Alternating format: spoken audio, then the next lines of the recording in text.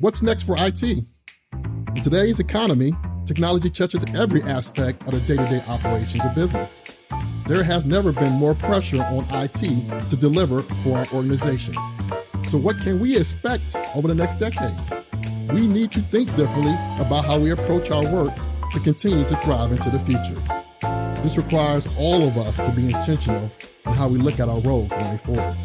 Smart IT is an approach to getting the important things done by transforming the way we think, work, and lead. And now, let's disrupt the status quo, simplify the complex, and reduce risk the smart IT way. Good morning and good afternoon, and welcome to another episode of the Smart IT Podcast. Today, I'm going to have some fun today chatting with Harvey. We're going to talk some things that's top of mind for a lot of our IT and businesses and organizations and consumers. We're going to talk a little bit about data privacy and some other issues as well, a little governance, a little cybersecurity. So things we all need to think about when we start to think about who owns the data, who we are, and then who has the rights to what we think and do in this world. So Harvey, welcome to the show. Thank you, William. Very glad to be here. Thank you for inviting me. Well, although we just talked a few minutes ago about how long it's been since we've seen each other in person, so I'm really excited to chat with you today. No, me too. It has been a while. It was so long that when I called you, you said, "Yeah, we know each other. We're on LinkedIn."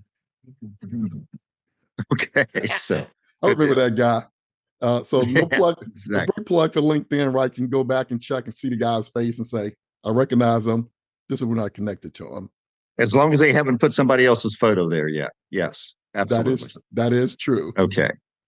So, Harvey, we have an interesting dynamic going on in the world today. Got a lot of threat actors stealing a lot of intellectual property, a lot of personal identifiable information, a lot of corporate secrets, a lot of pictures, audios, things we call digital exhaust in the IT world. A lot of people are stealing it, leaking it, and then it's kind of exposing things we don't want to be exposed. So you are kind of in an interesting field here. So you spent a little bit of time, I believe, talking about data privacy. So let's just go back a little bit and start to talk about when you engage in any technology and somebody records it or uses data, who data is this? Is it yours or is it the corporation that you're using their infrastructure? That's a good question. Probably goes back to quite honestly, to the laws of the person doing the recording. So I had an example this morning, and it's going to get us into some of the stories I alluded to earlier. I got a call this morning, and the first call I got and said, "Hi, this is the Wilbur Law Firm looking for Harvey Nusz on a recorded line out of Illinois." So it's probably one person can record it. They're going to consider it them. And so what that stemmed from, let me just get into this, some of the crazy privacy things or privacyless things that are going on. I received a letter in the mail, snail mail from USAA. And I knew it was an issue because they won't insure me because I did not serve our country as you did. And as you know, I love and respect everybody who did. And so they said, "Hey, our investigation has determined that you, Harvey Nusz," they hit address I live at, described my car, license plate. They probably had my VIN number. It said, "You hit our insured." And I found out later he happens to be a litigation attorney. So that's interesting. Of what kind of information he gave as to who I was. But you hit our insured in Dallas on January 11th, except I wasn't there. And my car wasn't there. And my phone wasn't there. I can't prove my phone wasn't there. That's another one. We'll get into that in a minute. So I at first thought, this is a scam. I'm not going to call the number they give. So I look up a good USAA number, call the number, talk with a very nice lady. And she says, "No, this is actually a real deal here." And she said, "I'll give you the name of the adjuster, Kevin, I believe his name was. And you leave a message for him, tell him to call you back, and we'll take it from there." because I told her my whole story. And I said, okay, sure. So I left a message for him, never called me back. I sent him an email, as they said, and I copied my attorney, let him know that. And I said, so it wasn't me. So what kind of evidence do you have? Do you have a license plate? Do you have a description of the car? Do you have a picture of the person who you interacted with that day? And they never came back to me at all. So then, gosh, several layers to the story. So I got my state rep involved, and so he's going to start checking this out. State Representative Sam Hart, bless his heart, a guy named James Cook is his director of operations. Great to work with. And James said, "Hey, we're going to look into this, and we're going to be talking with the Department of Insurance because could have been a fraudulent claim." And I said, "Yeah, that's a good point." And so he said, "All I need from you is your date of birth and your driver's license, so I can go to DMV, make sure nobody's got your driver's license number. And if you'll just email that to me, we'll get that started." You're smiling. I was smiling. He wasn't smiling. He thinks that's a good way to go. And I really like the guy. The guy is extremely good. And he did not realize, he knows they have a safe system. Their system is safe. He did not realize that we're on unsecured email sending in. And, anybody in the world, God, the NSA agent or whomever can see that, including nefarious actors. And just look at what happened with the AT&T breach. There's a lot of stuff going on. And so I'm going to be finding a good way to convince him that that's not a good way to go. But I got it to him in a fairly secure manner, and he's working on that. So then the phone call this morning, she was saying, "You were there." I said, "Well, it wasn't. Wasn't me. It wasn't my car." Yeah. I said, "What kind of proof do you have?" And then she said it was interesting because I believe she said it probably was a license plate number that he got because it was hit and run. So I'm not even sure how much USAA has communicated to her. And so and I also told her that I got my state rep involved. Said, "What do you mean your state rep?" "My state representative, the one who's going to be talking with the Department of Insurance to see if this is a fraudulent claim." And she hung up on me shortly afterwards. Surprise. Now, interestingly, I think it was a misconstrued license plate number, is what I think it was. He thought it was my number. However, if you go on to your internet search device, you put in Amazon license plates, state of Texas, you will find that you can order a license plate with whatever number you want for the state of Texas for $9.99. As a friend of mine said this morning, I was talking to Michael Gregg on the phone. He said, "I live in Pearland. There's a $20 toll right down the street. I'm going to do that, Harvey, and I'm going to charge it to you." And so, you can do a lot of things with the fake license number. Now, I would think that the FTC would be very interested in that. I think my state representative is going to be very interested in that. So that's some of the fun things that God has allowed me to experience, and I think it's fantastic. Takes my mind off the end times that we're in. Please, you have some comments. I've said a lot. Well, very good insights there, because we're talking about a lot of different issues here. And most people don't really realize how much data is being shared about them. And they absolutely not. Have no idea, right? It's just being collected. And data brokers. And data brokers. Huge. And the fact that someone can make money off of what you're saying, what you're writing, what you're doing, right, in the back end, you're using their systems and they're selling it to somebody else who's using it to actually advertise to you, right? So it's this arrangement that people take for granted, right? So let's sign up for a new service and let's go scroll through this very, very long agreement, which people can't decipher.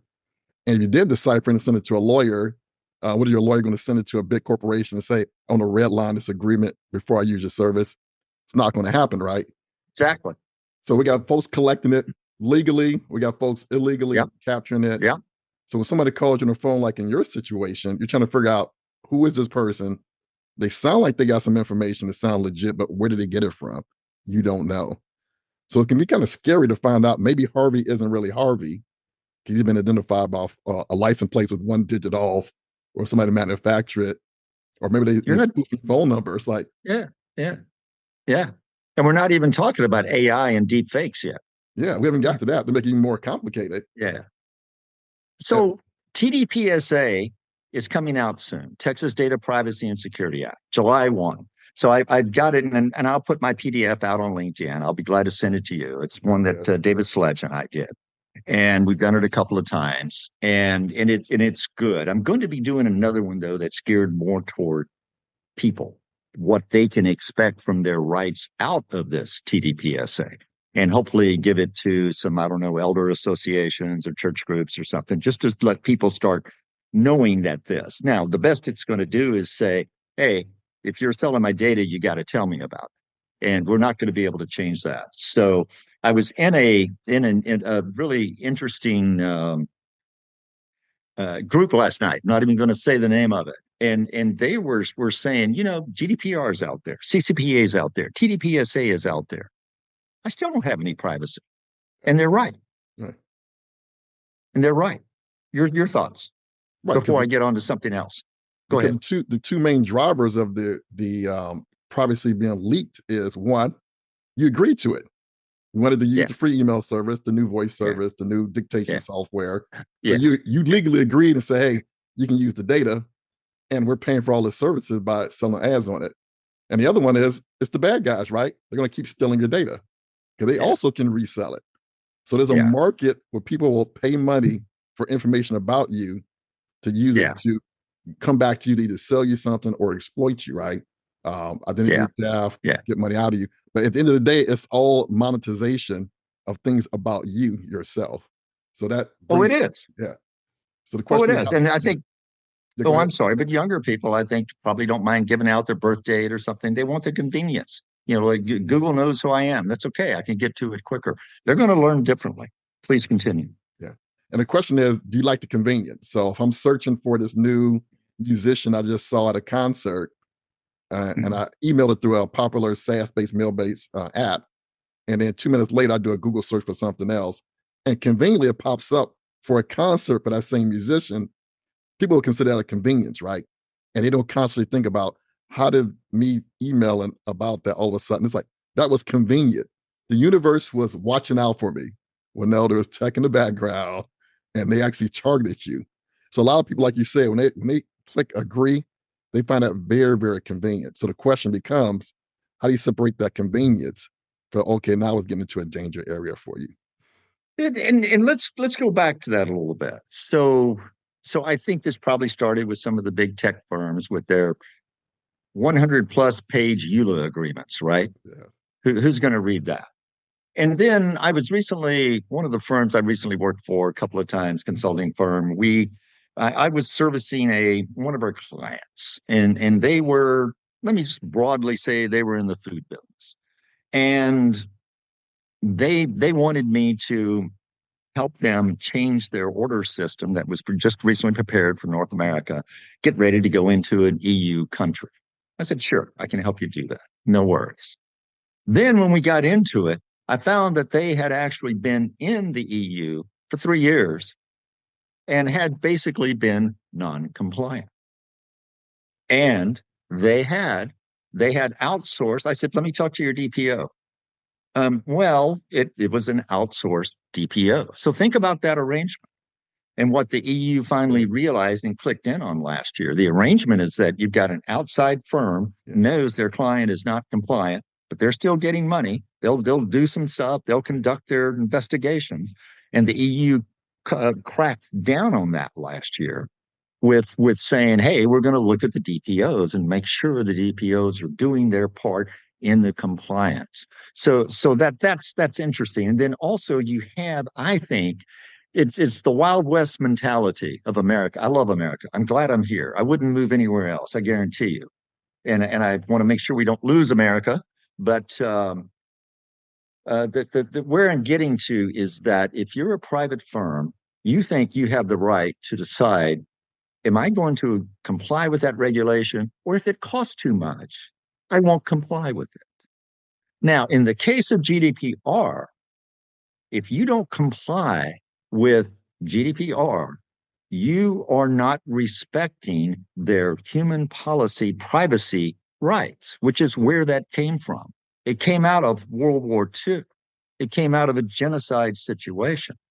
And we in America do not have generally policy statements on human rights, but you do in Europe.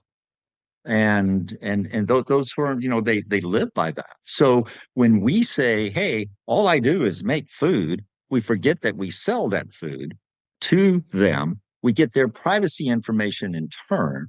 And if we are not abiding by the laws, we are not respecting their privacy rights of our employees, our customers, and our vendors who live there. Let you get your comments, and then I'm going to go on to another couple of interesting things. That brings up a very important question, right? Board of directors, C-suite, corporate responsibility, branding, reputation, and governance, right?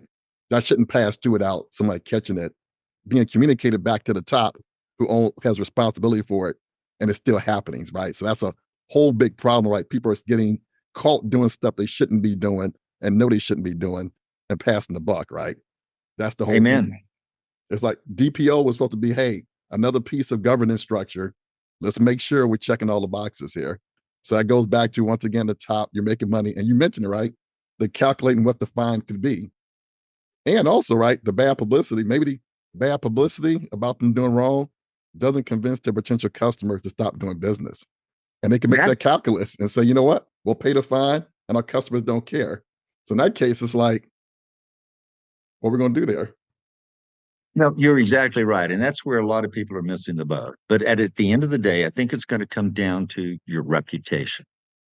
I think it's going to come down to that.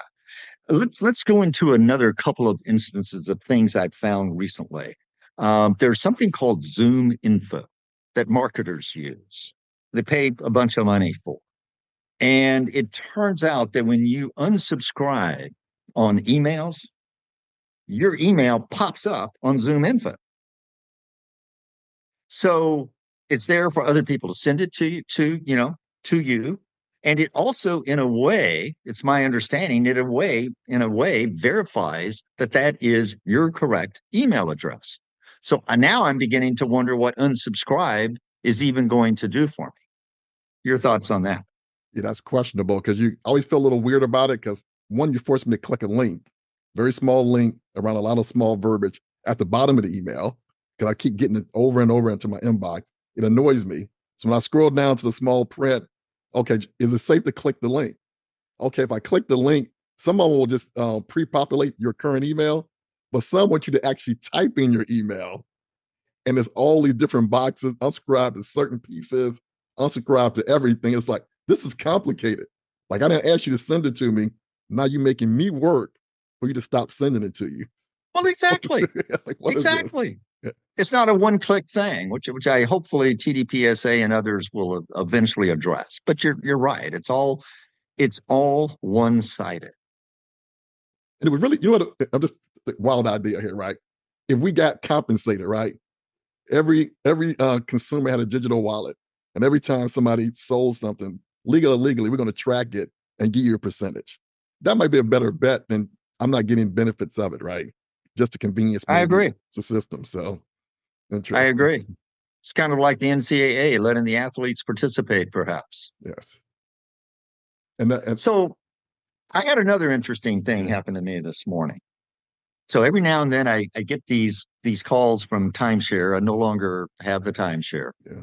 And so I, just ignore them. But this morning, my phone was still on silent. I was at Secure World yesterday. I was at an HCU event. I was at another event last night. I'm not even going to name the group.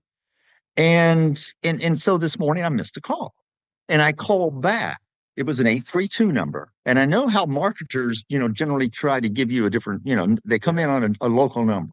And that's what had happened here. But when I called this time, I got a lady here in town. And she was nice enough, and we were trying to figure out what was happening. It's like, I didn't call you, she said. She said, I didn't call you. I said, so I'm calling from another that called me. She said, what, I didn't call you. And then she went on to say she had something like that similar. So what I found out is I called back the number that rang me. Yeah. She answered the phone but that is not her real phone number. She gave me another phone number, her phone number. I called her and verified. She only has one SIM card. What's going on here? This is really interesting. Huh. They're using a This fake is number. almost Yeah. right up there with the UFO and the UAP thing. And we won't even get into the Nephilim on that. So we'll wait on that. Okay. But isn't this interesting? I mean, I wasn't sure if it sounded like Twilight Zone to me this morning. Like somebody impersonating the phone number, calling somebody else randomly to target them for some unknown reason. But it wasn't spoofing. It's as though she actually has two phone numbers that come to her. And so this marketing firm picked an 867 middle prefix. Yeah. And when I dialed it, she answered, but it wasn't her number. And she proved it by saying, here's my real number. And I called her and she said, I only have one SIM card. And it's all through Verizon. So I don't know. So it would have been interesting to find out if you answered the initial call, who would have been on the other line.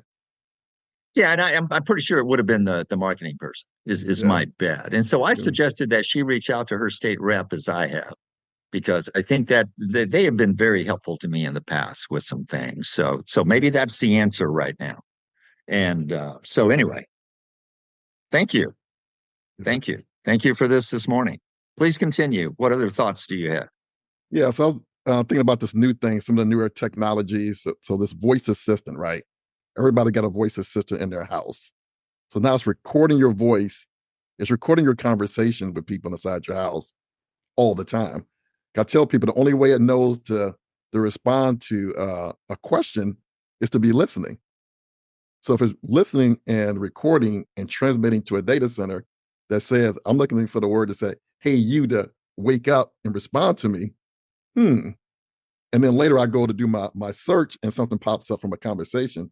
Now I'm a little concerned. I'm really, really concerned because email conversation now could be recorded, right?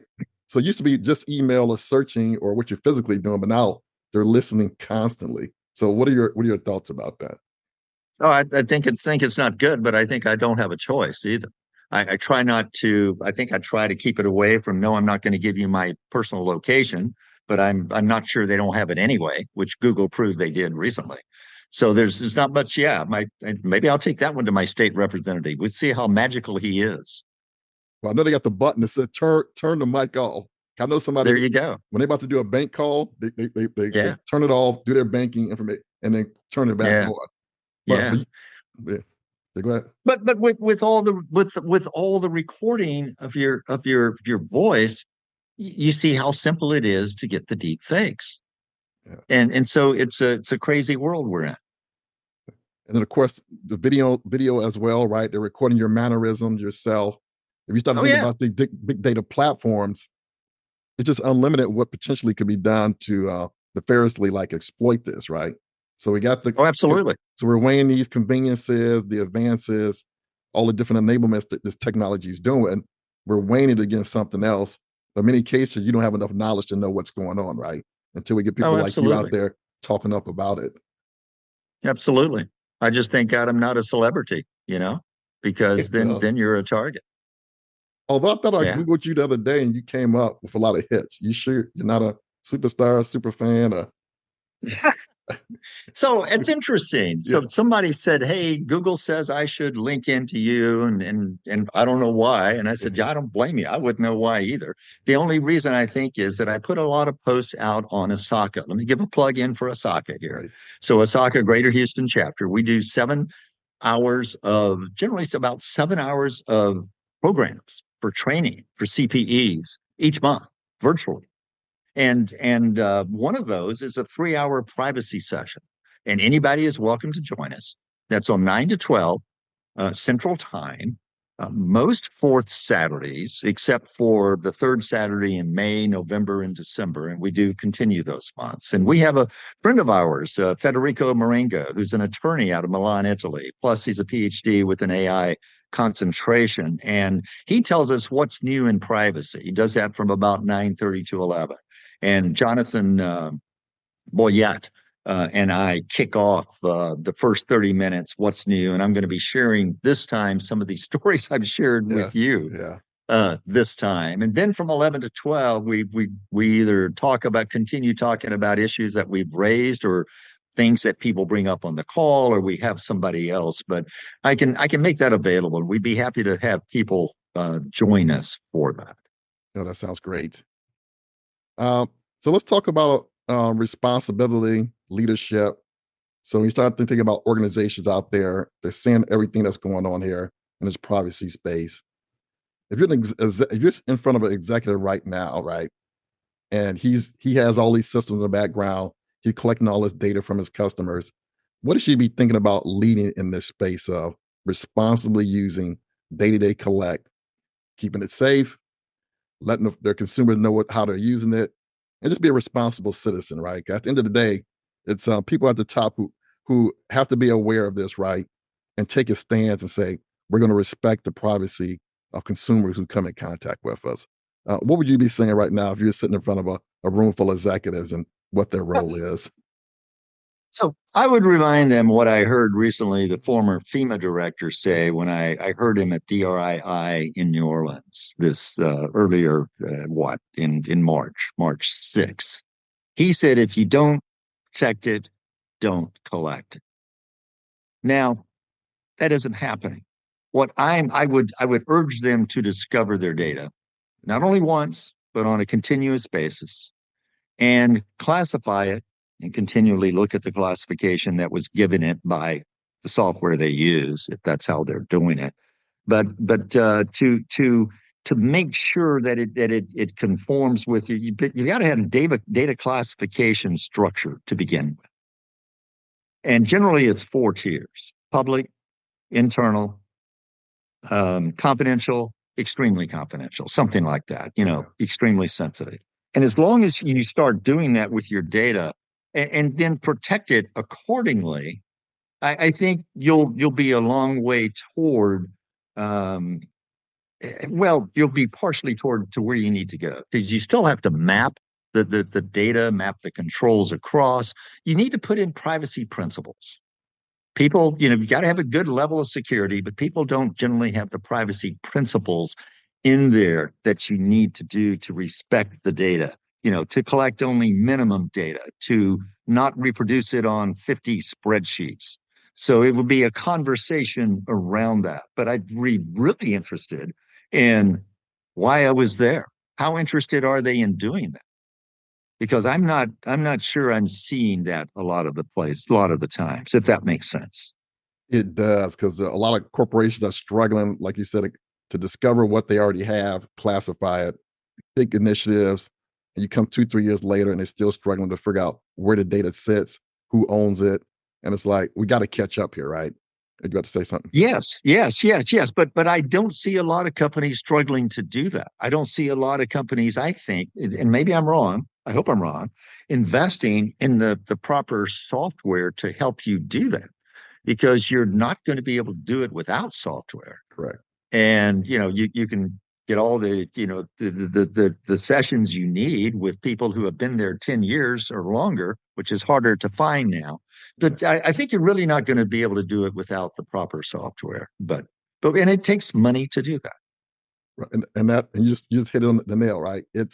I need money and effort from our organization to get a handle with the data we're collecting, to get to a point where we can say we're going to respect what the data is for the consumers, right? Our customers.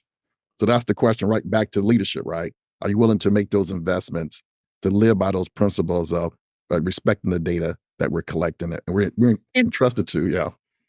And I like that. It is respecting that.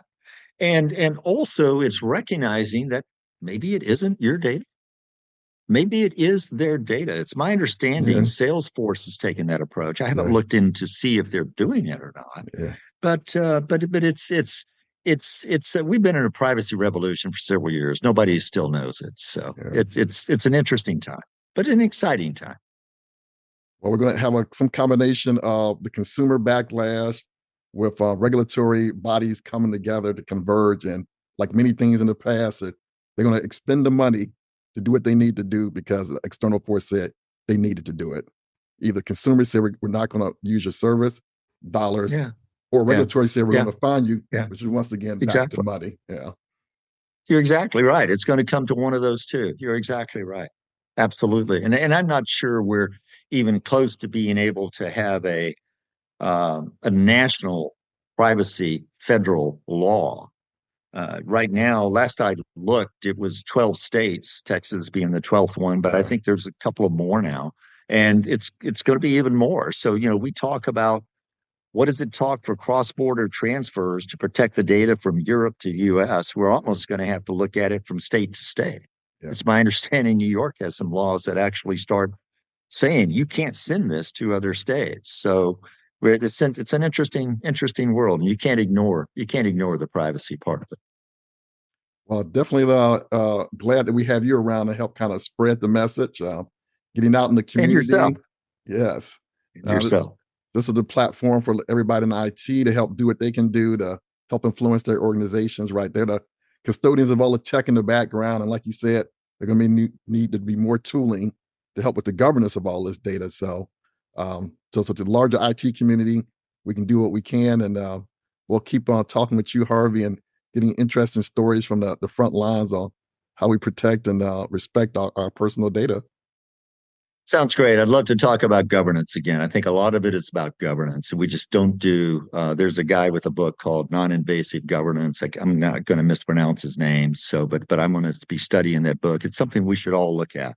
Non-invasive governance, meaning take the positions that you have, the people with the roles they have, give them some extra things to do, but don't make it a wholesale change so that it's non-invasive to what they do. And you've got to just keep constantly improving the culture. Definitely. Hey, I appreciate the insights from you today, Harvey. You too. Thank you. It's been a pleasure. All right. God bless you. Thank you. Take care. Bye-bye. Yeah, this has been another episode of the Smart IT Podcast. It's a love to grow this community, to get more insightful leaders like Harvey on the show. So if you like what you see, like, subscribe, and check out williamreed.info for more information. Until next time, take care. Thanks for joining another episode of the Smart IT Podcast, where we explore what's next for IT and disrupt the status quo, simplify the complex, and reduce risk together. If you like what you hear, please like, subscribe, and leave your comments. And for more Smart IT wisdom, check out my website at williamreed.info.